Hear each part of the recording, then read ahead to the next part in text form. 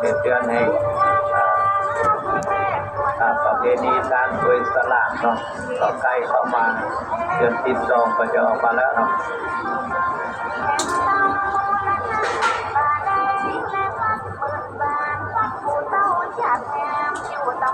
ครับรวมทำบุญกันต่างวัดต่างวาครับจะมาปักที่ต้นกลางนี่ก็ได้ครับเขียนชื่อที่อยู่นามสกุลท่าน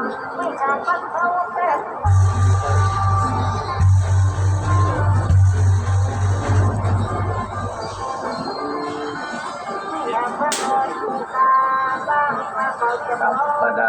ทานนักศิลป์นักบุญทั้งหลายเนาะขึ้นมาถึงบนวัดเรียบร้อยแล้วเราครับน้องพักผ่อนตามอัธยาศัยครับหลังจากที่ท่านพักผ่อนเรียบร้อยแล้วนะครับก่อนที่จะเดินไปขึ้นสกายวอล์กก็ดีเพื่อหยุดชมวิวท่านก็ดี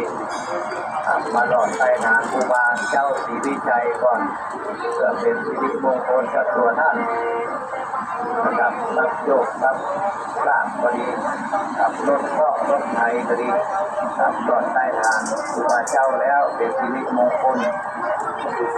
ครับครับมีเกิดตัวเพิ่มก็ได้ครับ12 ราศี